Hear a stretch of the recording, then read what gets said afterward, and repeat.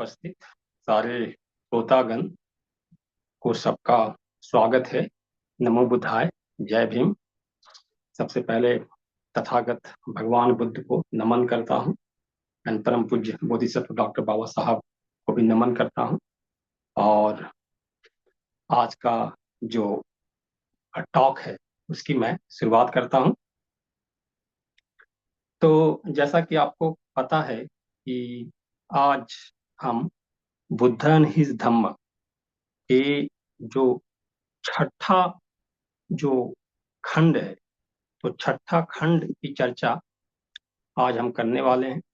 आप लोग पहले से ही बुद्ध धम्म के बारे में जानते हैं, पढ़े होंगे। और हम लोग जो श्रृंखला चला रहे हैं, जो हम लोगों का जो टॉक की जो श्रृंखला चल रही है देशना का, उसमें हमने 1 से लेके 5 तक का उसकी धम्म चर्चा कर ली है। तो आज जो है हम छठा जो भाग है उसके बारे में हम बात करेंगे। आप देखेंगे कि जो छठा भाग है वो उसका जो शीर्षक देखेंगे तो बाबा साहब ने लिखा है ही एंड हिज कंटेम्पररीज। तो ही का मतलब यहाँ पे बुद्ध से है, तथागत बुद्ध एवं उनके समकालीन। तो ये बाबा साहब ने छठा भाग का शीर्षक दिया है। अभी आप देखें, आप लोग याद करें कि आप लोग खुद बुद्धानी धम्मा के ज्ञाता हैं, मतलब पढ़ने वाले हैं, जानने वाले हैं। तो आप ये देखें कि ये जो शीर्षक है, ये शीर्षक पहले बाबा साहब ने बुद्धानी धम्मा में कहीं पे यूज किया है, नहीं किया है ना। आपको दिखाई पड़ेगा कि ये जो संदर्भ है कि तथागत बुद्ध एवं उनके समकालीन, तो आपको दिखाई देगा कि ये जो है प्रथम भाग, जो प्रथम खंड है ना, उसमें आपको दिखाई देगा प्रथम खंड के छठा भाग में कुछ ऐसा ही टाइटल वहां पे बाबा साहब ने दिया हुआ है। छठा भाग में जो छठा भाग को एक्सप्लेन कर रहे हैं, तो और वहां पे बाबा साहब बुद्ध के पूर्वजों के बारे में बताते हैं कि बुद्ध के जो पूर्वज जो थे, उनसे पहले जो जो लोग थे, उनका थॉट कैसा था, उनका विचार कैसा था। और उसी क्रम में फिर वो समकालीन लोगों की बात करते हैं, और वहां पर भी उन्होंने कुछ ऐसे ही टाइटल दिए हुए हैं कि बुद्ध और उनके समकालीन, और उसके पहले बुद्ध के उनके पूर्वज। लेकिन ये जो छठा भाग है ना, छठे भाग में वहां से मतलब जो विषय वस्तु है वो भिन्न है। वहां जो उन्होंने वहां पे चर्चा किया हुआ है प्रथम खंड में, तो प्रथम खंड में आप देखेंगे कि वहां पे क्या है कि उसमें बुद्ध ने जो समकालीन जो विचारधाराएं थी, खास करके धार्मिक विचारधाराएं, और जिसको कि मतलब तात्विक विचारधाराएं ना, दो प्रकार की जो विचारधाराएं थी, उसकी चर्चा वहां पे वो बाबा साहब करते हुए दिखाई पड़ते हैं। और उसमें फिर सामय्य फल सूत्र का संदर्भ लेते हुए, और 6 प्रकार के जो आचार्य हैं, 6 प्रकार के जो टीचर हैं, और जो संकल्पनाएं हैं, जैसे उच्छेदवाद का है, नियतिवाद का है, क्रियावाद का है, तो वो सारे संकल्पनाओं को उन्होंने वहां पे रखा है प्रथम भाग में। लेकिन यहाँ पे हमारा जो आज का जो धम्म चर्चा का जो विषय है, तो बाबा साहब का जो छठा भाग है उसके ऊपर हम बात कर रहे हैं। और यहाँ पे जो उनके समकालीन जो हैं, वहां पे समकालीन कहते हुए भी मतलब वो फिर वो समकालीन का मतलब है कि जो बौद्ध धर्म, वो था कि बौद्ध धर्म के समकालीन विचारधाराएं जो थी उसके बारे में लिया है। और यहाँ पे है कि बुद्ध के धम्म में ही जो उपासक बन गए, जो भिक्षु बन गए या भिक्षुनियां बन गई हैं, तो वो किस तरह से उनका समर्थक है, किस प्रकार से उनको सपोर्ट कर रहे हैं, या फिर उनकी आलोचना क्या कैसे कर रहे हैं। तो वो सारों बातों का लेखा जोखा जो है बाबा साहब ने यहाँ पे संक्षिप्त में दिया है। तो आप अगर देखेंगे, आपके पास अगर बुद्धानी धम्मा अगर है भी बुक, तो आप छठा जो आ, खंड है उसको आप देखें कि एंड इज कंटेम्पररी, तो उसमें आपको ये दिखाई देगा कि जो पहला भाग है ना, तो पहला भाग में है कि उनके समर्थक पहला।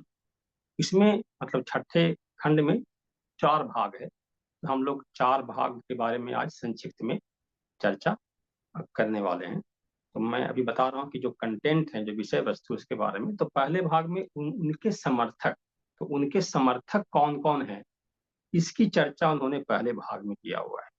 दूसरे भाग में है कि उनके जो एनिमी थे, मतलब उनके जो विरोधी हैं, बुद्ध के जो विरोधी थे, तो वो कौन है, क्यों विरोधी थे, वो सब चर्चा बाबा साहब ने दूसरे भाग में किया हुआ है।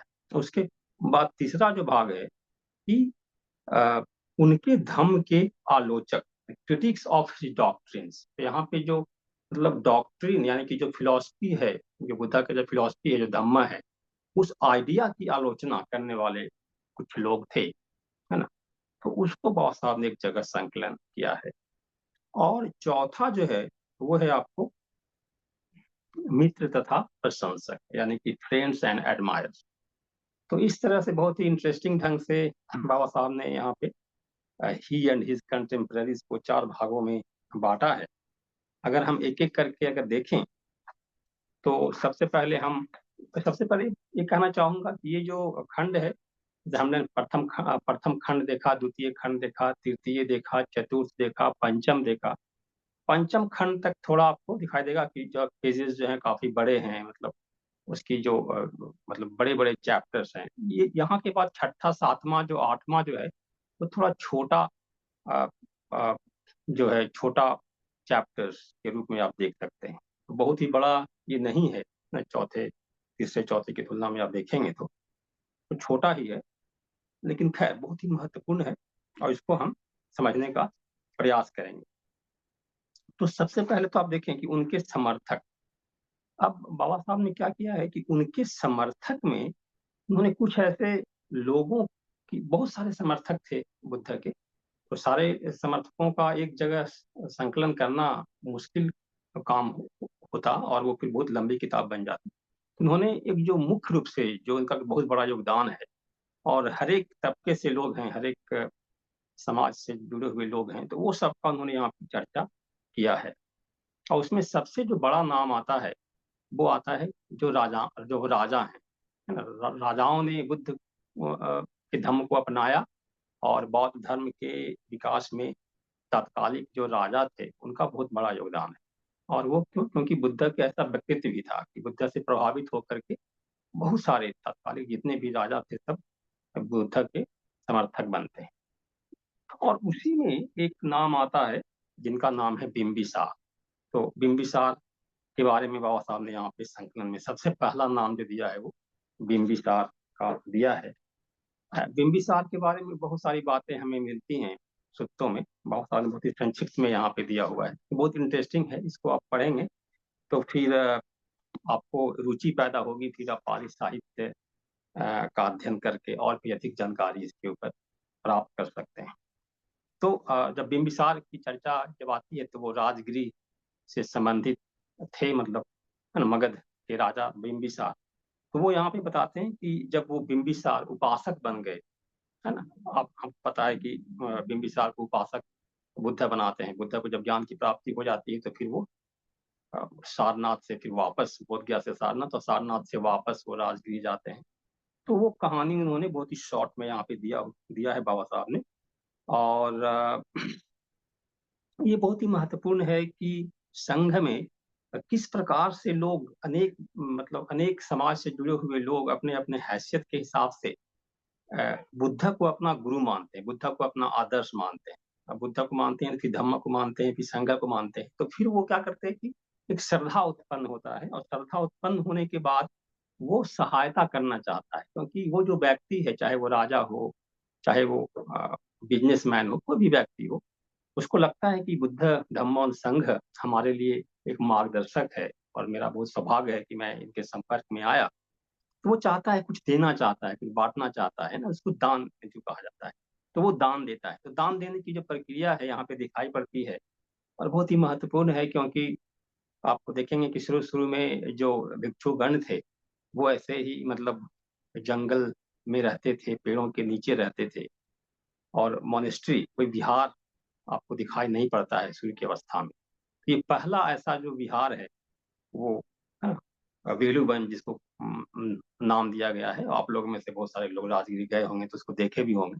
तो उसकी चर्चा यहाँ पे बाबा साहब ने की है कि बिम्बिसार उपासक बनने के बाद उसके मन में इच्छा होती है कि हम जो है, एक ये जो मेरा जो वन है, और उधर आम का पेड़ उस समय जमाने में आम्र वन बहुत हुआ करता था, है ना। वो देखेंगे मगध के क्षेत्र में तो बहुत सारे आम्र वन आपको दिखाई देंगे पाली साहित्यों में।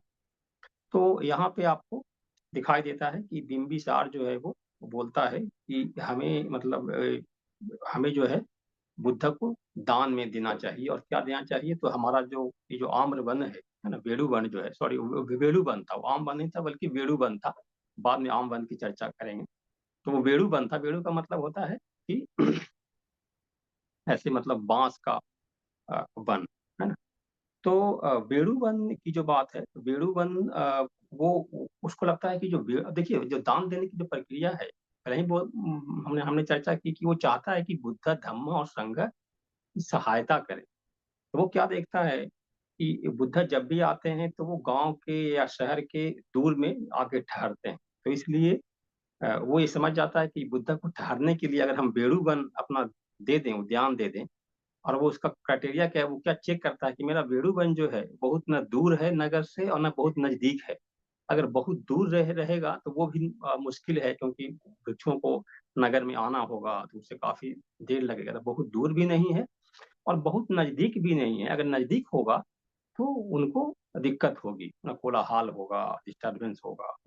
तो ये सब बातें जो है, अब बाबा साहब ने क्या किया है कि ये सारी बातों को उन्होंने जो पाली साहित्य है और जो पाली साहित्य में जो सूक्त है और जो इस प्रकार से सूक्त का जो ट्रांसलेशन है इंग्लिश में, हिंदी में, जो अब उस समय इंग्लिश में बाबा साहब ने यूज किया हुआ है, तो उस तरह से उसको उठा करके रखा है बहुत सारे सूक्तों को। तो आपको बाबा साहब के बुद्धाई धम्मा जब पढ़ेंगे तो सूक्त का स्टाइल भी आपको पता चलेगा कि किस तरह से मतलब सूक्त में भगवान बुद्ध किस तरह से बता रहे हैं। भगवान बुद्ध से जब लोग मिलने आता है तो वो कैसे मिलने आता है, किस प्रकार का शिष्टाचार है, वो सब बातें आपको यहाँ पे दिखाई देगा।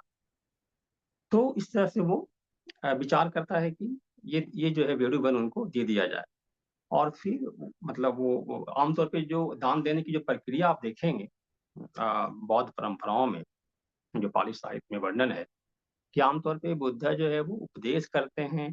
कोई व्यक्ति पहले जाता है बुद्ध के पास, उनसे विनती करता है कि आप हमारे पास, पहले उनके पास जाता है, उनका धम्म देशना सुनता है, फिर वो बोलता है कि आप हमारे यहाँ कल आए, है ना, भोजन ग्रहण करने के लिए। और वो सारे भिक्षुओं को बुलाता है। इस प्रकार की प्रक्रिया आप देखेंगे। और फिर वो बुद्ध जाते हैं वहां पे और बुद्ध उपदेश करते हैं। और उपदेश करने के बाद आपको दिखाई देगा इसमें कि वो फिर वो बुद्ध को ऊंचे आसन पे बैठाता है, मतलब बहुत ही आदर सत्कार करता है। तो ये सब हमारी परंपराएं थी, हमारी संस्कृति थी उस समय। देखेंगे कि जो भी मतलब सन्यासी हैं, खास करके भिक्षुगण हैं, या और और भी परंपराओं के हैं, तो लोग उनको बहुत इज्जत करते थे। और वो तो खुद उपासक बना हुआ व्यक्ति है, पहले से ही मतलब उपासक बन गया। तो वो तो और भी मतलब प्रभावित है, बुद्ध धम्म संघ के शरण में जा चुका है। तो यहाँ पे आपको पूरा स्टाइल दिखाई देगा कि वो कैसे दान दे रहा है। दान देने की प्रक्रिया क्या है, कि जो एक स्वर्ण झारी है, एक मतलब उसे पानी से उनको हाथ धो में डालता है। और फिर बोलता है कि आप जो है मेरा जो वेणु वन है, इसे आप जो है ग्रहण करें, मैं दान में देता हूँ। तो और इस प्रकार से बुद्ध जो है वो मौन रह करके उसको अ, स्वीकार कर लेते हैं। तो दान देने की जो प्रक्रिया है, आप अगर देखेंगे तो मतलब बुद्ध ने क्या किया है कि दान देने की प्रक्रिया आपको उस समय वैदिक धर्मों में भी आपको दान देने की प्रक्रिया बताई दिखाई देगी। लेकिन वो थोड़ा कॉम्प्लेक्स दिखाई देगा। उसमें यज्ञ हो रहा है, फिर उसमें ब्राह्मण है ना। तो ये सब प्रक्रिया है, लेकिन यहाँ पे बहुत ही सिंपल आपको दिखाई देगा। अगर आप तुलना करेंगे तो भाई कोई दान देना चाहता है, इच्छा सिंपल, उसने बोला कि हमारी ये इच्छा है, आप इसको स्वीकार करें। और बुद्धा जो है वो तटस्थ रह करके मतलब बहुत ऐसे प्रसन्नता से, या बहुत ही मतलब इस तरह से, क्योंकि बुद्धा जो है बहुत ही अ, जागरूक व्यक्ति हैं, या फिर भिक्षु जो होते हैं, तो वो उसको मौन कह के शांतिपूर्ण तरीके से उसको स्वीकार कर लेते हैं। तो इस प्रकार से आप इसमें भी आपको दिखाई देगा जो बिंबिसार अ, का जो दान है वो, तो उसको आप देखें और पढ़ें खुद से। तो ये मेरा मतलब एक थोड़ा सा ऑब्जर्वेशन है। उसके बाद आपको दूसरा जो नाम उन्होंने लिया हुआ है वो यह है कि वह है अनाथ पिंडक, है ना? अनाथ पिंडक का दान। ठीक है। अब अनाथ पिंडक, अब देखिए उन्होंने क्या किया कि एक तो राजा को लिया, दूसरा उन्होंने अनाथ पिंडक को लिया, जो बहुत बड़ा वो बिजनेसमैन था। अनाथ पिंडक। तो अनाथ पिंडक भी जो है वैसे ही होता है, वो जो है राजगृह का था। तो मतलब आप देखेंगे कि जो समर्थक है, जो उनके जो समर्थक हैं, वो अनेक राज्यों से, अनेक जगहों से। तो ये भी यहाँ पे बहुत साफ दिखला रहे हैं। तो श्रावस्ती का अनाथ पिंडक वो भी भगवान बुद्ध से मिलता है, और उसे वो लगता है कि हमें भी दान देना चाहिए, है ना। और वो जो है दान देने की बात सोचता है, ऐसा सोचता है कि हम दान देंगे, यहाँ पे बुद्ध हमेशा आते हैं।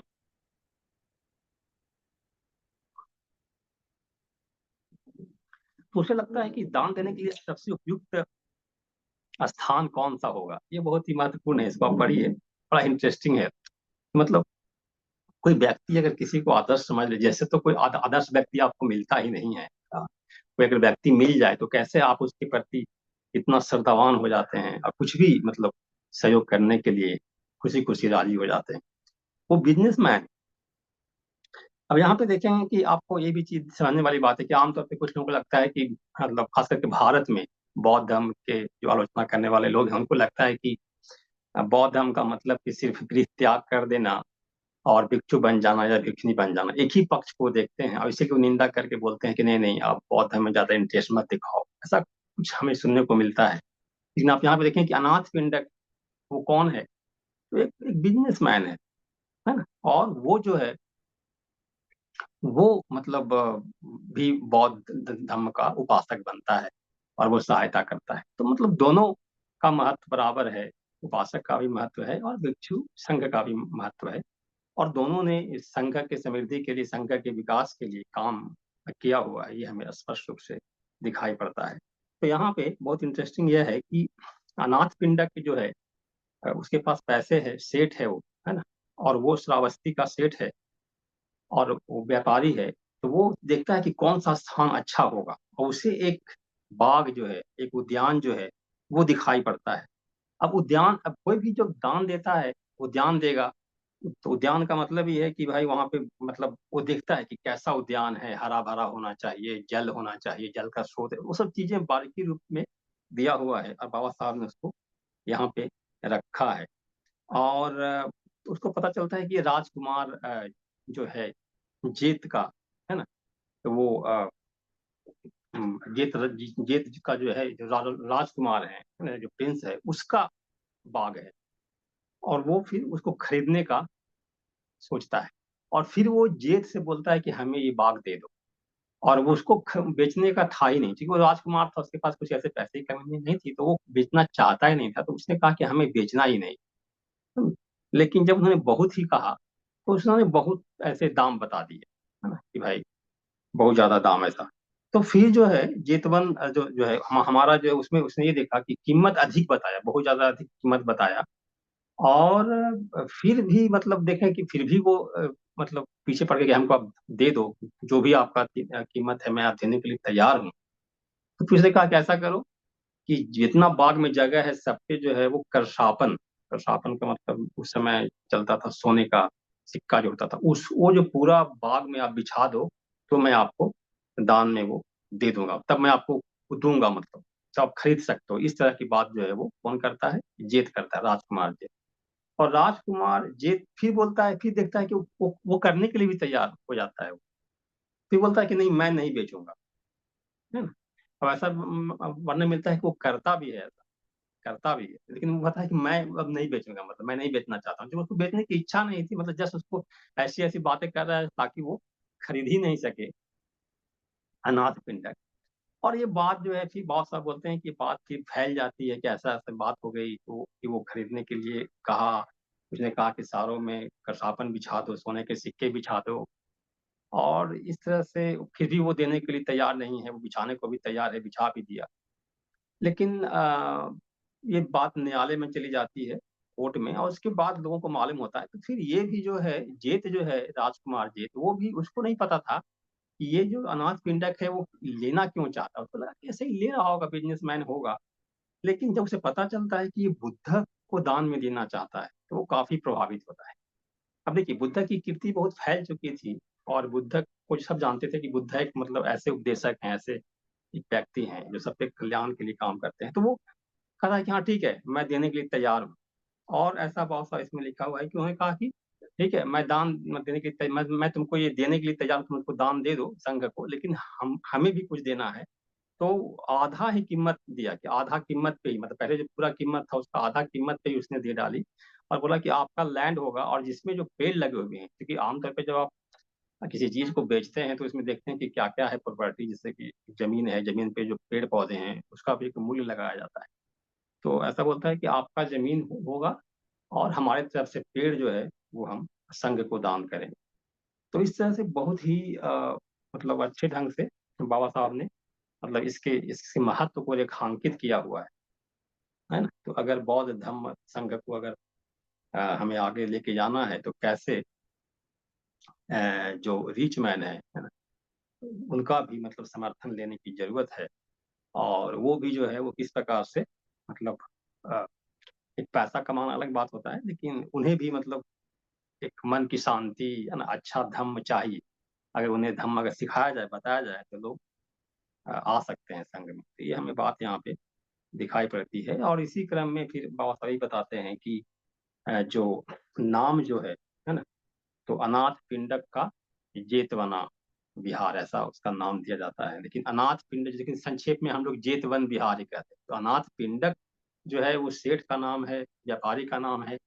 और जेतवन जो है वो जेत जो है वो राजकुमार का नाम है, लेकिन वो जेतवनाराम ऐसे दिखलाई पड़ता है कि फेमस हो गया बाद में। उसके बाद तो दो व्यक्ति की बात बता दी बाबा साहब ने, जो उनके समर्थक जो थे, है ना। उसके बाद तीसरे में उन्होंने बताया, नाम लिया, वो है जीवक का, है ना। जीवक जो है वो कहाँ से है? तो जीवक जो है वो राजगृह से है। राजगृह के लिए बाबा साहब ने एक व्यक्ति का नाम वहां पे पहले ही ले लिया था, पहले क्रम में, वो राजा है बिम्बिसार। लेकिन अभी तीसरा में जीवक का नाम लेते हैं। जीवक के बारे में आप लोग को पता होगा कि जीवक जो है वो वैद्य था, बहुत बड़ा वैद्य, डॉक्टर। और वो वहां पे था, और चूंकि हमेशा वो वैद्य जीवक दिन में 2 बार भगवान के लिए, तथागत बुद्ध के पास जाता था दर्शन करने के लिए, ऐसा बाबा साहब यहाँ पे लिखे हैं। तो ये सब बातें सूत्रों से लिया गया है। और मतलब ये जो है भगवान बुद्ध के, तथागत बुद्ध के जीवक पर्सनल डॉक्टर भी कहा जाता है, कि उन्होंने काफी मतलब अ, जब भी कुछ होता था तो वही जीवक देखते थे उनको। और वो देखिए, अभी क्या होता है कि हर एक व्यक्ति अपने अपने हिसाब से सोचता है। ऑलरेडी हमने कहा कि वेणुबंध, है ना, दान जो है वो बिम्बिसार ने दिया। बिम्बिसार ने कहा कि ये जो वेणुबंध है, हमारे जो राजमहल है, तो हमारा जो नगर है, नगर से न दूर है न नजदीक है, उस आधार पे वो उनको दान दिया था। लेकिन ये जीवक जो है वही का है, बिम्बिसार का है। और वो भी इसी तरह की बात सोचता है, कि वो क्या बोलता है कि ये जो राजगृह में जो आम्रवन है, वो तो वेणुवन था। आम्रवन जो है, तो आम का जो मेरा बगीचा है ना, वो जो है उसके स्थान से बहुत ही नजदीक था जहाँ पर वो रहता था। तो ये भी आपको दिखाई पड़ता है कि मतलब वो जहाँ पे रहता था उसके बगल में ही मतलब आम का बगीचा है। तो वहां पे अगर हम दान दे दें, तो वहां पे अगर लोग आएंगे, तो उससे हमारा भी मतलब आना जाना हो जाएगा, और भिक्षु संघ से हम मिल सकेंगे, उनके धर्म देशना सुन सकेंगे। तो उसने सोचा, और उसने फिर जाकर के बुद्ध से रिक्वेस्ट की कि ये हम दान में देना चाहते हैं आम्रवन। और फिर बुद्ध उसको मौन रह करके स्वीकार करते हैं। तो इसलिए मतलब बाबा साहब के पास उतना मतलब बहुत जीवक के बारे में देखा जाए तो बहुत सारी कहानियां हो सकती हैं, बहुत सारे सूत्रों में वर्णन है, वो सारा बात उन्होंने यहाँ पे नहीं कहा है। बहुत संक्षेप में वो बता दिया कि जीवक मतलब जो वैद्य है ना, वो भी जो है आम्रवन का दान देता है। तो इस तरह से बहुत ही छोटा, 3 4 अच्छे वाक्यों में इसका इंफॉर्मेशन है। लेकिन आपको अगर इसके बारे में ज्यादा अगर इच्छा है, और तो आप इसको देख सकते हैं, हिस्ट्री के किताबों में है, पाली साहित्यों में है, जीवक के बारे में। उसके बाद जो चौथा जो है वो है आपको आम्रपाली का दान। तो अभी हम लोग वैशाली में आ गए थे, तो फिर वैशाली से उन्होंने बाबा साहब ने आम्रपाली का को लिया है। और आम्रपाली जो है वो, उसको पता चला कि भगवान बुद्ध वैशाली में आ गए हैं, और वैशाली में आए हैं। तो मैंने जैसे कहा कि एक तो है कि पहले से जैसे कहीं भी बाबा बुद्ध जाते थे, कोई नगर में गए, कोई गांव में गए, तो कहाँ ठहरेंगे? तो नगर के बाहर, नदी के पास, नगर से दूर, गांव से दूर, जहाँ पे कोई आम्र वन है, बेड़ू वन है, मतलब जहाँ के उद्यान है, बगीचे हैं, वहां पे ठहरते थे। और धीरे धीरे जब इनकी कीर्ति फैलती गई तो फिर करीब करीब जहाँ वो गए वहां वहां किसी न किसी लोगों ने, है ना, दान स्वरूप दे दिया। लेकिन यहाँ पे आप देखेंगे कि वो जहाँ पे ठहरे हुए हैं, और चूंकि वो वन है, आम्र वन है या किसी प्रकार का वन हो, तो वहाँ पे तो कोई भी आके ठहर सकता है, खास करके जो भिक्षु हैं उनके लिए कोई मनाही नहीं थी। तो इसलिए अब भिक्षुगण जो है वो आम्रपाली के वन में वहां पे ठहरे हुए थे, है ना, आम्र वन में। और तब जो है उनको, आम्रपाली को पता चलता है कि भिक्षु भगवान बुद्ध भिक्षु संघ के साथ वहां पे ठहरे हुए हैं। और तब वहां से आम्रपाली अ, भगवान बुद्ध से, तथागत बुद्ध से मिलने के लिए आती है। और उसका भी वर्णन बाबा साहब ने विस्तृत रूप से थोड़ा किया है इसमें, ज्यादा मतलब बहुत ज्यादा नहीं, फिर भी है कि किस तरह से वो आती है। मतलब वो दिखाई पड़ता है कि जो आम्रपाली गणिका जो है वो कितना, मतलब उसके पास कितना पैसा है ना, कितना धनी है। वो किस प्रकार से आती है, रथ से आती है, राजकीय रथ मतलब जुतवा करके आती है, उसके पीछे और भी उसके नौकर चाकर आते हैं ऐसे। और फिर जो स्टाइल आप देखेंगे सूत्रों से लिया हुआ है कि वो जहां तक रथ जा सकता था वहां तक वो जाती है, और फिर वहां से भी वो पैदल चल के जाती है। तो बहुत ही मतलब महत्वपूर्ण है कैसे वो बैठ जाती है, मतलब। तो ये सब शिष्टाचार आपको पूरा दिखाई पड़ेगा।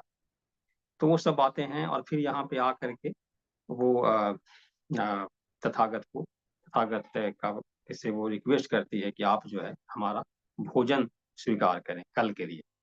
और तथागत बुद्ध जो है वो उसको स्वीकार करते हैं। अब आम्रपाली कौन है? तो एक गणिका है ना। तो आमतौर पे मतलब गणिका का स्थान जो है वो मतलब देखा जाए तो राजकीय दृष्टि से वो बहुत ही महत्वपूर्ण गणिका थी, लेकिन आमतौर पे ऐसे उसकी जो स्थिति है समाज में अच्छा नहीं माना जाता था। और खास करके जो परंपराएं थी धार्मिक दृष्टिकोण से देखेंगे तो उसको लोग हे दृष्टि से देखते थे। लेकिन बुद्ध ने उसका भोजन स्वीकार किया। तो बुद्ध के नजरिए में ये सारे लोग समान थे, तो इसलिए उन्होंने स्वीकार किया। और वो बहुत ही प्रसन्न हुई, और वो फिर बहुत ही खुशी से वो वहां से लौटती है। अब इसके ऊपर बहुत सारी कविताएं लिखी गई हैं, हिंदी में है, मराठी में भी होगा।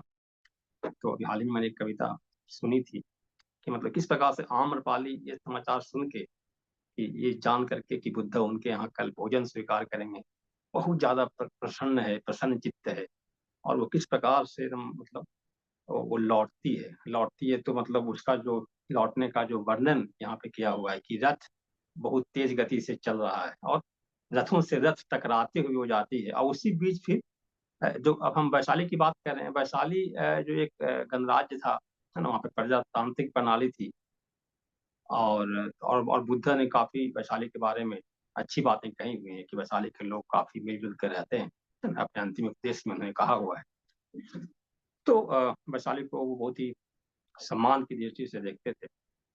और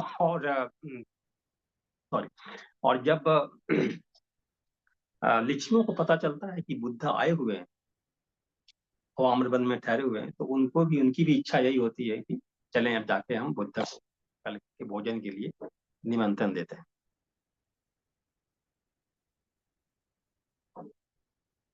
और वो भी वहां से चलते हैं। और वो चलने के क्रम में ही उधर से वो लौट रही थी आम्रपाली, और उसकी मुलाकात हो जाती है। और आम्रपाली उसे टकरा जाती है रथ से। और उसके बाद बोलते हैं कि हे राजकुमार। ये सब आप देखिए, भाषा देखिएगा तो किस तरह से यूज किया गया है, बहुत ही मतलब पाली में दिखाई पड़ेगा कि वो राजकुमार हैं, ये गणिका है, तो संवाद किस प्रकार का है। खैर, तो वो बोलते हैं कि क्यों इतनी प्रसन्न चित्त हो, क्यों इतनी प्रसन्न दिखाई दे रही हो, क्या कारण क्या है। वो बताते हैं कि हम बहुत प्रसन्न हैं क्योंकि कल हमारे पास तथागत बुद्ध आ रहे हैं हमारे यहाँ भोजन ग्रहण करने।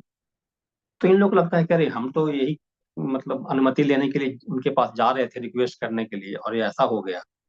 तो फिर भी उन्होंने कहा कोई बात नहीं, मन में ये होगा कि चलो हम लोग राजे हैं, राजघराने से आए, तो हमारी बात सुनेंगे बुद्ध। तो बोलते हैं ठीक है।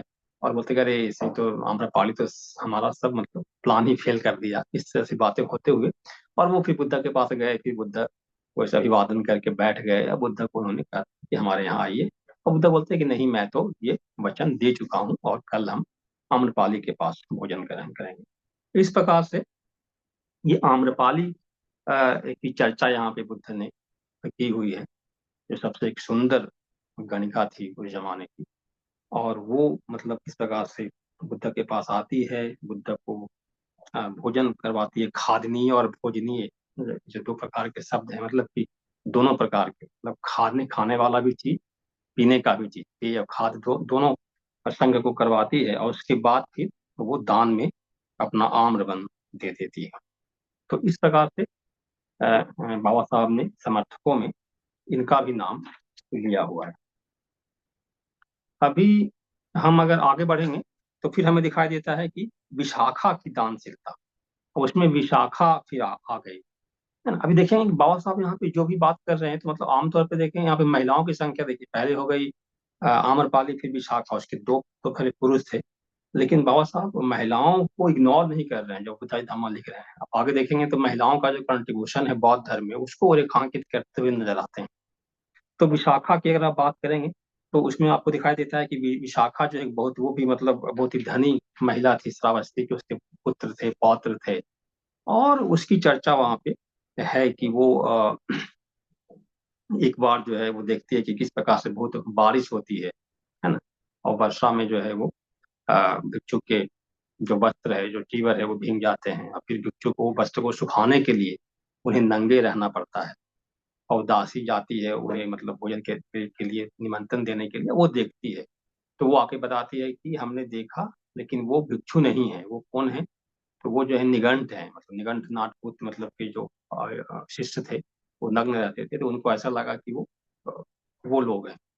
तो उसे अच्छा नहीं लगता, और फिर वो बुद्ध से के पास आती है, बुद्ध से बोलती है कि मुझे कुछ आपसे मांगना है, और मैं मतलब कुछ दीजिए, मैं वर दीजिए मुझे, मैं वर मांगने जा रहे हैं। और फिर वो बुद्ध बोलते हैं कि मैं ऐसे, आप बोली कि हाँ हम वर देंगे ही, मतलब ऐसा। तो बुद्ध, मतलब बुद्ध का आप देखेंगे कि ऐसे बुद्ध वर नहीं देते थे, मतलब किसी को कुछ कह दिया स्वीकार, पहले वो जानेंगे ना कि भाई क्या मांगने जा रहे हो, या क्या बात है। ऐसे ही आप वरदान मांग लेंगे, जैसे परंपरा थी पहले कि बहुत खुश हो गए, बहुत अपने तपस्या कर ली, तो आप वरदान मांगिए, हम दे देंगे, सब सही है। बाद में भी पछताना पड़ता था लोगों को उस तरह की बात। लेकिन यहाँ पे वो कहानी इस तरह का है कि वर मांगने के लिए आती है, बोलते हैं, पहले हमको बताइए कि आप मना नहीं करेंगे। हालांकि बुद्ध यहाँ पे कहते हैं हाँ ठीक है, चलो ऐसा मैं करता नहीं, लेकिन मैं मानता हूँ, ठीक है मांगो। तो बुद्ध समझते हैं कि ये महिला जो है वो, है ना, ये मतलब अच्छी महिला है। और उसके बाद फिर वो एक एक करके वो 8 ऐसे वर मांगती है, और उस 8 जो वर है बहुत ही महत्वपूर्ण है। उसमें लिखा हुआ है, आप खुद उसको पढ़ सकते।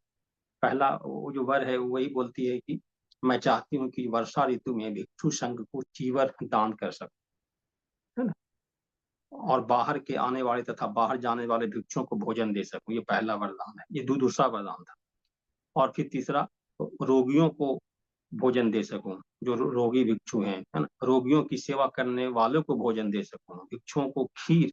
यहाँ पे खीर के बारे में भी बहुत ही इंटरेस्टिंग बात है कि खीर जो होता है, जो मतलब चावल और दूध डाल के जो खीर बनता है, तो उसके बारे में बुद्ध ने खुद ही बताया हुआ है। और खुद बुद्ध को आपको पता है कि ज्ञान प्राप्ति होने से पहले जो सुजाता जो थी, वो दूध खीर खाने के लिए दी थी। तो आमतौर पे बहुत ही उसको अच्छा माना जाता है नॉर्थ इंडिया में उस समय भी, आज भी उसको बहुत महत्व है। तो वो खाने से मतलब कि दूध है उसमें, है, तो दूध और चावल, तो बोलते हैं कि वो भी हम मतलब दान कर सकते हैं, है ना, इस तरह से वो। और अ, इस तरह से फिर वो मतलब एक एक लिस्ट करके वो यहाँ पे देती है, 1 2 3 4 5 6, है ना। फिर वो कि इस प्रकार से वो औषध दे सके, मेडिसिन दे सके, वगैरह वगैरह। और फिर लास्ट में ये भी कि जो पायस है, खीर हम दे सकें, ना, कि खीर से जो है बहुत ही मतलब शक्ति मिलती है, भूख प्यास दूर हो जाती है। और फिर 8वां कि हम भिक्षुनियों को भी वस्त्र दे सकें। तो इस तरह से मतलब जो शुरुआत हुई थी, जो उन्होंने समस्या को देखा था खुद विशाखा ने, कि किस प्रकार से वर्षा ऋतु में भिक्षु भिक्षुनियों के पास एक ही चीवर है, जो कि उनको नियम था कि एक ही चीवर हमें धारण करना है, वो भी मतलब बाहर ऐसे कपड़े को चुन करके और उसको सी करके ऐसे करना। तो धीरे धीरे करके देखेंगे कि कैसे वो फिर परिस्थिति के अनुसार कैसे उस नियमों में बदलाव आता है। फिर लोग दान में चीवर भी देने लगते हैं, तो कठिन चीवर की संकल्पना आती है, वो सब बातें हैं। तो यहाँ पे मतलब बाबा साहब समर्थक में महिला विशाखा को रखा है, और उसने किस प्रकार से मतलब बुद्ध संघ की सहायता की है वो उसका यहाँ पे व्याख्यान किया हुआ है। और फिर वो किस प्रकार से उन्होंने अपना पूर्वाराम जो विहार संघ को दान कर दिया, और वहां पे पूर्वाराम संघ एक विहार था उसको उन्होंने दान किया, आराम उद्यान को। और वह दानशील गृहस्थ उपासिकाओं में प्रथम थी। तो बहुत सारे ऐसे दानशील उपासिकाएं थी उसमें, उनका प्रथम स्थान था। ये बाबा साहब यहाँ पे कहते हैं। ये पहला भाग था। तो ये समर्थक हो गए। समर्थक में बहुत सारे हो सकते हैं जो कि आप उसको पढ़ सकते हैं, है ना, लोगों को बता सकते हैं। उसके बाद यहाँ पे दूसरा भाग जो है भगवान बुद्ध के विरोधी। विरोधी में मतलब कौन लोग थे, तो यहाँ पे जो दूसरा भाग जो है विरोधी में खास करके मतलब जो है कि हिज एनिमीज, है ना। तो इसमें जो दूसरा भाग है उसमें जो पहला जो मतलब टॉपिक है, सब टॉपिक की charge of conversion by glamour, तो मतलब जादू टोना करके लोगों को धर्म दीक्षा देने का दोषारोपण। तो एक दोषारोपण ऐसा हो गया कि मतलब ये जो है चमत्कार कर लेते हैं। अरे बुद्धा ने खुद ही चमत्कार करने के बारे में मना किया है कि कोई भी भिक्षु जो है चमत्कार नहीं करेगा, चमत्कार करके किसी को भी आप। लेकिन लोगों को लगता था कि इनमें कोई ऐसे जादू है, मतलब कोई भी व्यक्ति जाता है दूसरे पंथ का है, यहाँ से गया ब्राह्मण पंथ का है, उनको सारे ब्राह्मणों ने भेजा कि जाओ जाके बुद्ध से आप डिबेट करो। वो गया, और जाने के बाद फिर उधर से लौटता है तो वो बुद्ध के गुणगान करते हुए नजर आता है, वो बुद्ध के संग में शामिल हो जाता है। तो इस तरह से लोगों को लगता था कि कुछ जादू मंत्र हो जाता है ना। मतलब बहुत सारे ऐसे बहुत सारे आजीवक है, बहुत सारे संघ के लोग हैं ना, दूसरे संघ के लोग हैं, वो भी बुद्ध बौद्ध धर्म में बुद्ध संघ में शामिल होते जा रहे हैं। तो ये यहाँ पे बात आ गई है कि अब इसलिए यहाँ पे भदीय जो है ना, नाम का कि विचार करता है कि इसलिए भदीय जो श्रमण ब्राह्मण, श्रमण और ब्राह्मण दोनों बाबा साहब ने यूज किया हुआ है कि दो परंपराएं थी, दो परंपराओं के पथ पे चलने वाले लोग थे। कि जो श्रमण ब्राह्मण मुझ पर यह आरोप लगाते हैं कि श्रमण गौतम एक जादूगर है, वह जादू टोना जानता है और इसे दूसरे मतों के अनुयायियों का मत बदल देता है, वे झूठे हैं, मूसावादी है। मैं ऐसा नहीं करता, मैं तो सही मार्ग दिखाता हूँ, बताता हूँ, है ना। इस तरह से किसी को मत बदल देता जादू से, ऐसा मैं नहीं करता। तो वो देखिए वो क्या जवाब जवाब देता है कि भगवान आपका यह जादू बड़े भाग्य की बात है, आपका यह जादू बड़े सौभाग्य की बात है भगवान। क्या अच्छा हो कि मेरे सभी सगे संबंधियों पर आपका जादू चल जाए, निश्चय से यह उनके हित और सुख के लिए होगा। तथागत भगवान, यदि सभी क्षत्रिय ब्राह्मण वैश्य और शूद्र इसी जादू के वशीभूत हो जाएं, तो निश्चय ही यह उनका हित के लिए होगा, सुख के लिए होगा। तो मतलब एक तरफ उनकी आलोचना हो रही है, करने वाले लोग कर रहे हैं, हमेशा करते हैं, उसमें भी बुद्ध की आलोचना हुई, लेकिन एक दूसरी तरफ से एक जो दूसरे पंथ का जो व्यक्ति है वो ऐसा बोल रहा है। तो ये बाबा साहब ने यहाँ पे रखा है कि किस प्रकार से भगवान बुद्ध के विरोधी थे, और जो विरोध जो कर रहे थे उसके पीछे क्या कारण था, है ना। तो वो हमें दिखाई पड़ता है। ठीक है। ओके, उसके बाद हमें दिखाई देगा कि समाज पर व्यर्थ का भार होने का दोषारोपण। तो आमतौर पे ये दिखाई पड़ता है कि मतलब जो भिक्षु होता है ना, जो संघ है, तो वो कोई अपना आजीविका उसका अपना नहीं था, और वो दान पे आश्रित थे, भिक्षाटन पे आश्रित थे। तो उसको लेकर के लोगों में एक गलतफहमी थी कि व्यर्थ का भार है, दोषारोपण है ऐसा। व्यर्थ का भार ऐसा था नहीं, क्योंकि देखिए बहुत संख्या में सारे लोग भिक्षु बन गए, ऐसा नहीं है ना। क्योंकि भिक्षु बनना इतना कठिन है कि सारे लोग भिक्षु बनेंगे ऐसे नहीं है। बहुत सारे लोग उपासक बने, अधिक से अधिक संख्या में उपासक बने। भिक्षु अगर एक बन रहा है तो उपासक 5 बन रहे हैं, 4 गुना 5 गुना ज्यादा, और भी ज्यादा आप कर सकते हैं। तो वहां पे फिर वो दिखाई देता है कृषि भारद्वाज जो है, कृषि भारद्वाज उसके साथ फिर वो चर्चा है मगध जनपद में कि एक ब्राह्मण है। अब यहाँ पे देखेंगे कि किस प्रकार से, एक तो आप देखेंगे कि कैसे कैसे थोड़ा सा शिफ्ट हो रहा है, और आगे चल के कैसे मतलब और भी शिफ्ट हो सकते हैं कि यहाँ पे एक सूत्र का परिचय दिया हुआ है। इसमें ब्राह्मण है, ब्राह्मण का काम क्या है ना, मतलब मंत्र वेद का अध्ययन वगैरह। यहाँ पे जो ब्राह्मण दिखाई दे रहा है, आपको क्या दिखाई दे रहा है कि वो कृषि कर रहा है ना। तो यानी कि बुद्धा के समय में ये दिखाई देता है कि मतलब एकदम उतनी ज्यादा रूढ़ता नहीं थी, लेकिन बाद में आप देखेंगे बाबा साहब ने इसकी चर्चा क्रांति यानी प्रतिक्रांति में की है कि किस तरह से मतलब बौद्ध धर्म के पतन के बाद, मौर्य साम्राज्य के पतन के बाद कैसे फिर मनुस्मृति की रचना होती है, और उसके और उसमें कैसे मतलब ये बताया जाता है कि ये काम जो है वो एक ही वर्ण का है, वही व्यक्ति करेगा। तो खैर ये रिसर्च का विषय है, इसको आप मतलब देखें आप एक बार। तो इसमें जो सबसे जो महत्वपूर्ण बात यह है कि कृषि भारद्वाज के पास बुद्ध जाते हैं, बोलते हैं कि मैं कमाता हूँ, मैं खाता हूँ, इस तरह की बात है जो बहुत ही महत्वपूर्ण है ना। इसकी चर्चा यहाँ पे वो एक करते करते हुए दिखाई पड़ते हैं कि मैं श्रमण, मैं हल जोतता हूँ, बीज बोता हूँ, तब खाता हूँ, तुम्हें भी जोतना चाहिए, बोना चाहिए और खाना चाहिए। और तब ये बोलते हैं कि मैं भी एक किसान, मैं भी एक कृषक ही हूँ, और मैं भी मतलब हल जोतता हूँ और खाता हूँ।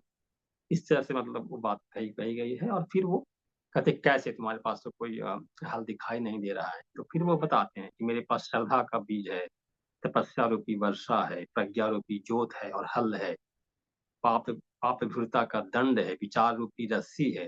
तो आप लोग जो पुराने लोग हैं यहाँ पे, तो बहुत सारे नए लोग होंगे मतलब विद्यार्थीगण, तो उनको तो पता भी नहीं होगा कि जो गांव में जो खेत चलता है तो कैसे मतलब जो उसमें बैल इस्तेमाल हुआ करता था, बैल या भैंसा जो कुछ भी, तो उसमें जो हल चलता था तो उसमें क्या क्या चीजें हुआ करती थी रथ में तो वो सारी उपमाएं यहाँ पे दी गई हैं।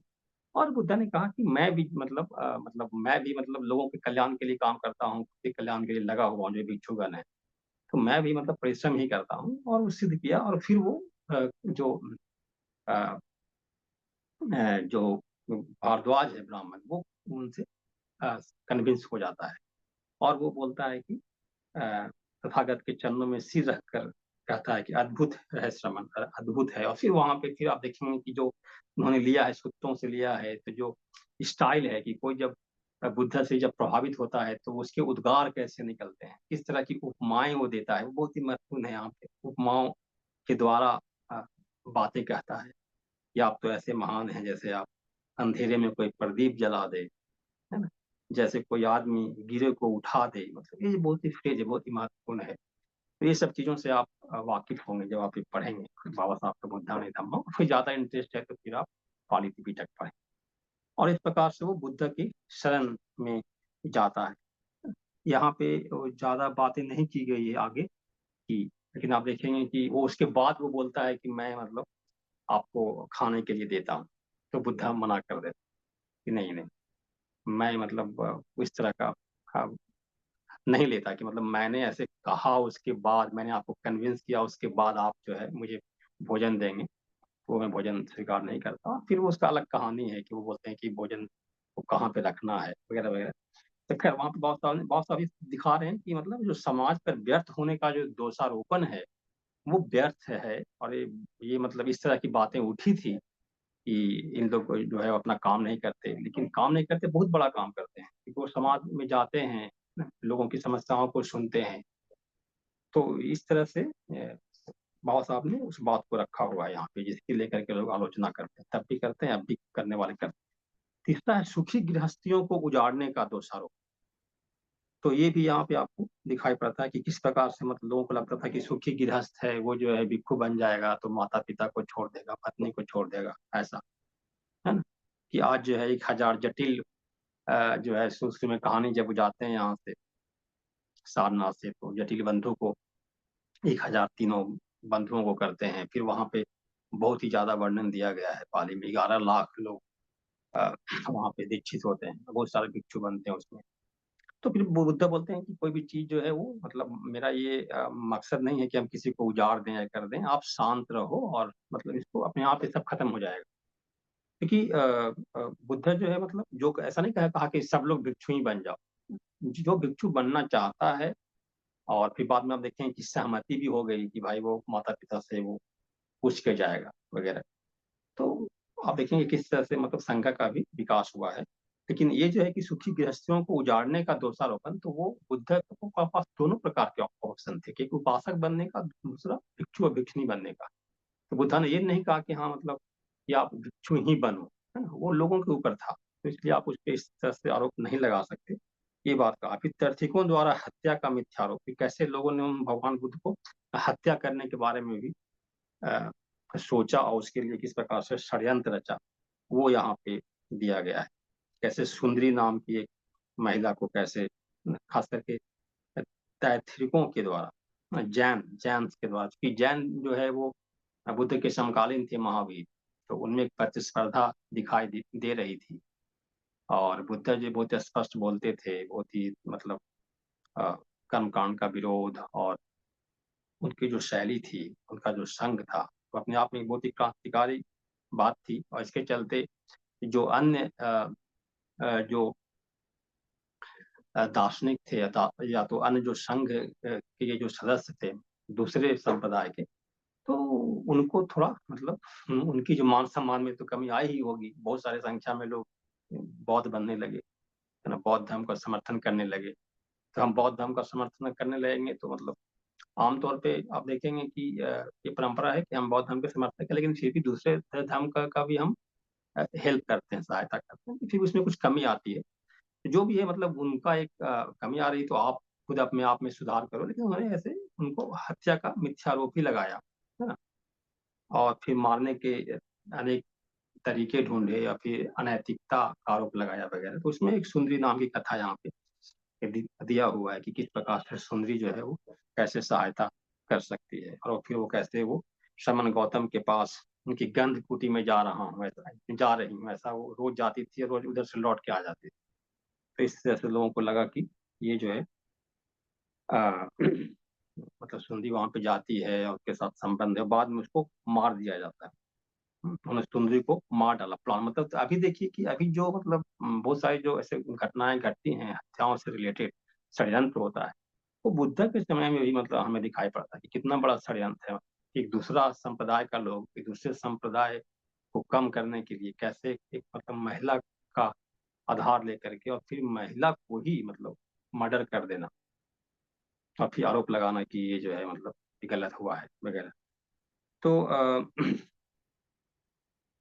फिर बाद में इसकी पता चल जाती है, क्योंकि जो लोग मारते हैं उस महिला को वो शराब पी करके बैठे हुए हैं, वही बताते हैं कि हमने ये किया हुआ है। तो ऐसे होता है। फिर चिंचा नाम की एक महिला थी, उसको कैसे लोग इस्तेमाल करते हैं, क्योंकि जैनिज्म कहते हैं थिरकों द्वारा नैतिकता का मिथ्यारोप, जैन्स and false charge of immorality. तो इसमें भी आपको वो चीज दिखाई देगा, तो वो आप देख सकते हैं। तो मतलब क्योंकि इस तरह से कहानी है, बहुत ही बड़ा स्टोरी है कि किस प्रकार से एक महिला जो है वो भी वही मतलब शाम को जानबूझ के रोज लोगों को दिखा करके कि वो बुद्धा की कुटी में जा रही है, मतलब वो जाती थी, जाकर ठहरती कहीं और थी, फिर वो वापस लौट जाती। लोगों को लगता था कि रोज जा रही है, रोज आ रही है, एक महिला जा रही है। उस प्रकार से फिर उन्होंने कि गर्भ धारण कर लिया था, पेट के नीचे कुछ रख करके, और फिर उसका साइज जो है धीरे धीरे बड़ा करते गई। तो इस तरह से पूरा मतलब स्टोरी यहाँ पे है आपको दिया हुआ। और लास्ट में कैसे वो भी बोलती है कि सबके सामने बुद्धा को कि मैं मतलब आपके पुत्र की माँ बनने वाली हूँ वगैरह। और फिर वो बोलने के क्रम में ही उसका जो है अंदर जो छुपा के रखी हुई थी लकड़ी का बंडल वगैरह वो गिर जाता है। तो ये पूरा फिर लास्ट में देवदत्त का जो देवदत्त के बारे में जानते ही हैं कि जो उनका खुद भाई भाई था, चचेरा भाई, तो वो कैसे बुद्धा को मारने का प्लान बनाता है। और सॉरी, एक बार नहीं बल्कि 3 बार। तो वो सारा यहाँ पे वर्णन दिया हुआ है। उसके बाद हमें दिखाई पड़ता है कि ब्राह्मण तथा भगवान बुद्ध, है ना। अब यहाँ पे ओके, यहाँ पे दो और ऐसे कथा यहाँ पे भगवान बुद्ध ने दिया हुआ है। फिर दो नामक ब्राह्मण की कथा है ना? तो इस तरह से मतलब जो भी उनको अहित चाहने वाले लोग थे उसका एक लिस्ट दिया हुआ है, और यहाँ पे आप इसको पढ़ लें, समय नहीं है ज्यादा, तो मैं संक्षिप्त में आगे बढ़ूंगा फिर। तो ब्राह्मण को मतलब कैसे जो ब्राह्मण धर्म के लोग हैं तो उनको कैसे समझा रहे हैं कि कैसे मतलब 5 प्रकार के ब्राह्मण होते हैं, तो उनकी ही भाषा में कैसे उनको कन्विंस करना है, ये बहुत ही अच्छे ढंग से यहाँ पे दिखाई देता है। और उसके बाद आप देखेंगे कि तीसरा जो भाग है कि उनके धर्म के आलोचक, है ना। तो आलोचक में फिर वो क्या करते हैं यहाँ पे कि ये जो कि फिर जो आइडिया जो है कि सभी के लिए संघ का सदस्य बन सकने की आलोचना, है ना, कि सभी लोग जो है वो यहाँ पे संघ का सदस्य, किसी भी उपासक गृहस्थ को भिक्षु संघ अपना सदस्य बना सकता था। कुछ लोग ऐसे थे जो भगवान बुद्ध की आलोचना करते थे कि उन्होंने सभी के लिए भिक्षु संघ का द्वार खोल रखा है, ये सही नहीं है ना। और कि मतलब कि उनका तर्क था कि इस व्यवस्था में यह दोष है कि कुछ लोग संघ में प्रविष्ट होने के अनंतर फिर दोबारा गृहस्थ बन जा सकते हैं, और उनसे इस प्रकार का निकल भागने से लोगों को यह कहने का अवसर मिलेगा कि श्रमण गौतम का धम्म निकम्मा होगा, तभी तो लोगों ने इसे त्याग कर दिया। तो इसके बारे में भी यहाँ पे बात दिया हुआ है कि ये जो है मतलब आलोचक भूल गए कि तथागत अपना धर्म चंद लोगों तक ही सीमित नहीं रखना चाहते, वे चाहते थे कि इनका द्वार सभी के लिए खुला रहे और उनका लोग परीक्षण कर सके। तो ये बात यहाँ पे बाबा साहब ने रखी है। दूसरा है व्रत ग्रहण करने की आलोचना। तो इसमें है कि जो भिक्षु और उपासक के लिए जो पंचशील है, और जो मतलब वो भिक्षु के लिए है कि आपको एक वाउस के रूप में है, तो वो उसकी बात की गई है कि मतलब ये वाउस क्यों है, जैसे उपासक के लिए है वैसे ही भिक्षु के लिए भी होना चाहिए। तो बाबा साहब ने यहाँ पे साफ तौर पे कहा हुआ है कि ऐसा नहीं है, मतलब भिक्षु जो है, भिक्षु को जरूरी है, मतलब व्रती का जीवन ज्यादा कठिन है, मात्र शील ग्रहण करने वाले का नहीं। मानवता के कल्याण के लिए आवश्यक है कि समाज में कुछ व्रती हो, मतलब कुछ ऐसे वाव को पालन करने वाले लोग हैं, तो जो है ज्यादा अच्छे से वो काम कर पाएंगे। और वो तो इसलिए मतलब भिक्षु का होना बहुत जरूरी है यहाँ पे कि उनको जो सील जो है उसको एक वाव के रूप में, एक व्रत के रूप में, प्रतिज्ञा के रूप में लेना बहुत जरूरी है। तो भिक्षु एवं उपासक के जो वाउज है, जो सील है, उसके बारे में यहाँ पे कही की बात उसके वहाँ पे बाबा साहब ने बात रखी हुई है। इसमें साफ दिखाई देता है कि बाबा साहब कह रहे हैं कि भिक्षु संघ के लिए जो वाउज है उसका कठिन होना महत्वपूर्ण है, वो होना ही चाहिए।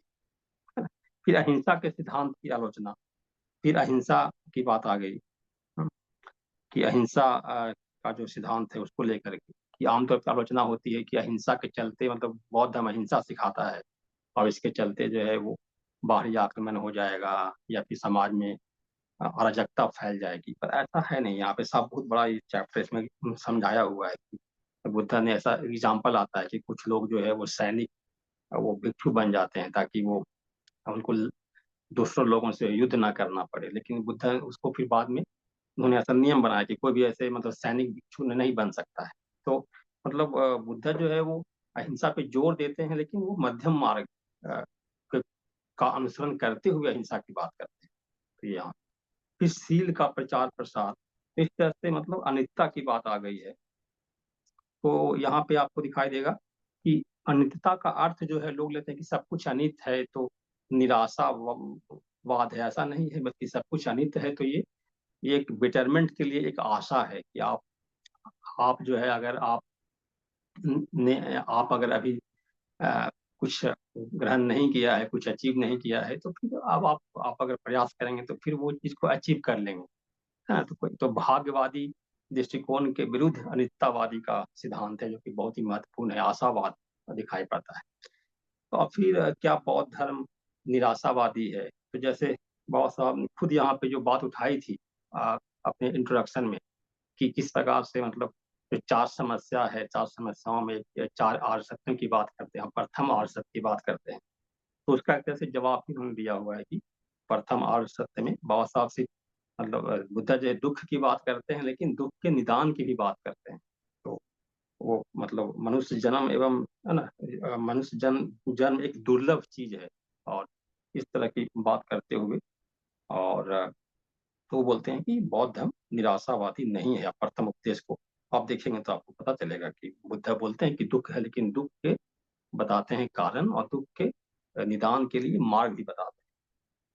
फिर आत्मा और पुनर्जन्म संबंधी आलोचना कि आत्मा है लेकिन पुनर्जन्म कैसे है, तो पहले भी चर्चा इन्होंने विस्तार से बाबा साहब ने की हुई है, लेकिन यहाँ पे संक्षेप में बता दिया है कि हाँ, बिना आत्मा के भी पुनर्जन्म हो सकता है। उसका उन्होंने आम के बीज के हिस्से को उदाहरण लेकर के बिंद पहिया का जो एग्जाम्पल है उसको यहाँ पे दिया हुआ है। उच्छेदवादी होने का दोषारोपण लगाया गया है, लेकिन बुद्ध जो है वो उच्छेदवादी नहीं है। तो इस तरह से फिर लास्ट में जो है वो, तो लास्ट में जो है वो समर्थक और प्रशंसक। तो फिर से यहाँ पे क्या देखेंगे, एक बहुत ही महत्वपूर्ण ऑब्जर्वेशन है यहाँ पे मेरा और आपका भी होगा, देखिए कि इसमें चौथा जो भाग है छठा अध्याय का, छठे खंड का, कि समर्थक व प्रशंसक में धानन जानी ब्राह्मणी की श्रद्धा। तो जो ब्राह्मण है, ब्राह्मणी है, और वो किस प्रकार से श्रद्धावान है बुद्ध के प्रति, वो है, उसकी चर्चा की गई है। जो आप उसको पढ़ के समझे हैं, बहुत ही मतलब कठिन नहीं है, एक कहानी जैसा है। लेकिन एक बात है यहाँ पे कि देखिए कि सारे जो उन्होंने दिया है वो सारी महिला है। तो बाबा साहब मतलब बौद्ध धर्म को इस प्रकार से वो देख रहे हैं, हमें इससे पता चलता है। विशाखा की दी टीचा, फिर विशाखा की बात वो आती है कि कैसे विशाखा जो है वो अपने ससुर के जो विचार थे, ससुर जो था वो कैसे मतलब निगंठ का समर्थक था, किस प्रकार से फिर विशाखा के प्रभाव में आकर के वो बुद्ध का भी अनुयायी बनता है या बुद्ध का समर्थक बनता है। और किस प्रकार से फिर विशाखा को जो है वो बोलता है मिगार माता, क्योंकि उसकी ससुर का नाम मिगार है, तो वो मिगार माता के नाम से अपने बहू को पुकारता है।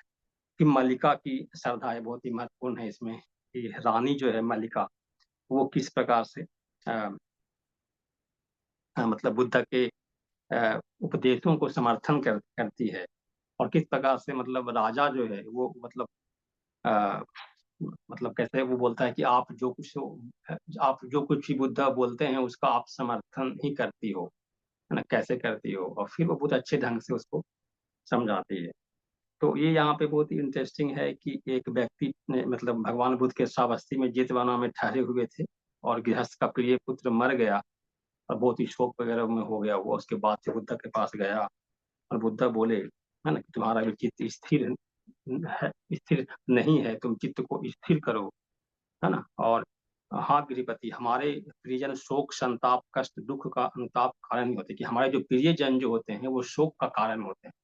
अब ये जो स्टेटमेंट है, अगर इसको आप सिर्फ ऐसे देखेंगे कि हमारे प्रियजन शोक का दुख का कारण होते हैं, किसी को लगेगा कि ये क्या है, पटा बात है। तो इसी बात को लेके बात फैल गई, राजा तक गई। तो राजा ने रानी से कहा, तो रानी ने बोली कि हाँ, जब बुद्ध बोल रहे हैं तो जरूर इसके पीछे कुछ कारण रहा होगा, वो सही बोल रहे हो।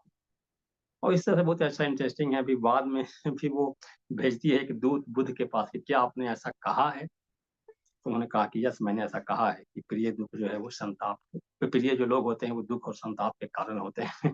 तो फिर बाद में बहुत अच्छे ढंग से वो रानी जो है समझाती है अपने पति को कि आपकी जो पुत्री है वो अगर डेथ हो जाएगी, उसका डेथ हो जाएगा तो क्या होगा, मतलब। तो इस तरह से आप देखिए उसको पढ़ करके, है ना, तो वो फिर कन्विंस होता है। मतलब कहने में जो बात बहुत ही जो बात जो कड़वी लगती है, सत्य बात कड़वी लगती है, लेकिन वो बात सत्य ही है। और इस तरह से फिर गर्भिणी की तिरबिच अभिलाषा, एक महिला है, ब्राह्मण महिला है, वो गर्भवती थी, लेकिन वो मतलब वो अपने पुत्र को उसी समय बुद्धम धम्मम और तीसरन के संग, तीसरन में बुद्ध धम्म और संघ के शरण में जाती। तो इस प्रकार से ऐसे लोग हैं, मतलब उस समय में प्राचीन भारत में ऐसे महान लोग जिनकी हम चर्चा करें, जिनका हम अध्ययन करें, बहुत ही कम होगा। और बाबा साहब ने उन सब की चर्चा, है ना, यहाँ पे हर एक समाज से, चाहे वो महिला हो, चाहे वो ब्राह्मण हो, चाहे वो क्षत्रिय हो, चाहे वो बिजनेस क्लास का हो, वैश्य हो, चाहे वो राजा हो, सब के वर्गों को यहाँ पे लिया हुआ है। तो इस प्रकार हम यहाँ पे आप देखेंगे कि ये जो बुद्धानी धम्मा है, ये इसका जो छठा जो भाग था, कि तथागत बुद्ध और उनके समकालीन, हमने यहाँ पे देखा। आशा है कि आपको मेरा जो धम्म चर्चा है वो आपको अच्छा लगा होगा। और अभी मैं देख पा रहा हूँ कि हाँ कुछ लोग जुड़े हुए हैं। तो मैं ये कह रहा हूँ कि आपको अगर ज़्यादा इस पे इच्छा है, मैं कहूँगा कि इसका जो मैं भी धम्म चर्चा कर रहा हूँ 1 घंटे का, देखिए कैसे समय बीत जाता है। मतलब मैं अभी ज़्यादा एक भाग में ज़्यादा समय दिया, फिर दूसरा में ज़्यादा दिया, फिर तीसरा उतना दे नहीं पाया। तो ऐसे मतलब आप जब पढ़ते हैं तो बहुत सारी बातें होती है बताने के लिए, कहने के लिए। तो जरूर से हम इसको पढ़ें, समझें। और अभी तो पाली भाषा को क्लासिकल भाषा के रूप में दर्जा दिया गया है ना, अभिजातीय भाषा के रूप में, शास्त्रीय भाषा के रूप में दिया गया है। तो हमें अपना कर्तव्य है कि हम अधिक से अधिक बाबा साहब के बौद्ध जो साहित्य है उसका अध्ययन करें, उसके साथ साथ पाली साहित्य का अध्ययन करें। और मैं आपको फिर से एक बार कहता हूँ कि पाली विभाग बौद्ध अध्ययन, पाली एवं बौद्ध अध्ययन विभाग सावित्रीबाई फुले पुणे विद्यापीठ में हम लोगों ने इस तरह के कोर्सेज शुरू किए हैं। पाली के तो बहुत सारे कोर्सेज हैं, बुद्धिस्ट स्टडीज के कोर्सेज हैं, अपने अपनी योग्यता के अनुसार आप अपने अपना जो एबिलिटी है उसके अनुसार आप सीख सकते हैं। बेसिक कोर्सेज की शुरुआत होती है, तो सबको आपको आमंत्रण है। और अभी एडमिशन जो है 15 दिन में शुरू हो जाएगा। तो अगर आपको किसी को इच्छा है तो आप हमसे कांटेक्ट कर सकते हैं। जहाँ कहीं भी है, मान लिया दूर हैं, तो वहाँ भी जो पाली विभाग है, बौद्ध अध्ययन विभाग है, वहाँ पे आप जाकर एडमिशन लें, सीखें। और पुणे यूनिवर्सिटी में हमने बाबा साहब के ऊपर एक कोर्स शुरू किया है, advance course in Ambedkar Buddhism. तो पूरा बाबा साहब का जो बौद्ध धर्म के ऊपर जो भी साहित्य है, बाबा साहब का खुद का राइटिंग, बुद्धानी धम्मा, भाषण, सब उसमें शामिल है। एक सोशली इंगेज बुद्धिज्म है, उसमें हमने पूरे जो भारत में किस प्रकार से बौद्ध धर्म का पुनरुत्थान हुआ है, वो पूरा हम पढ़ते हैं। उसमें बाबा साहब का योगदान एवं अन्य अनागारिक धर्मपाल, है ना, सारे लोगों का इसकी चर्चा उसमें है। तो कभी भी आपको अगर इससे इसमें अगर रुचि है तो आप मुझे जरूर बताएं, और इसके बारे में आप कमेंट भी जरूर दें। और प्रियति धम्मा के ऊपर ये मेरा जो धम्म चर्चा है वो वहाँ पे वो उन्होंने वीडियो रिकॉर्ड करते हैं, तो वहाँ को डालेंगे भी, तो आप उसको सुन सकते हैं, लोगों को बताएं। कुछ आपको अगर लगता है कि कोई ऐसा टॉपिक बाबा साहब के जो जो धम्म विचार है, जो उनके भाषण है या जो कुछ भी है, उसके ऊपर बोलने की जरूरत है, तो मैं उसके ऊपर भी बोलने का प्रयास करूंगा। तो आप सभी को बहुत बहुत धन्यवाद एवं जय भीम।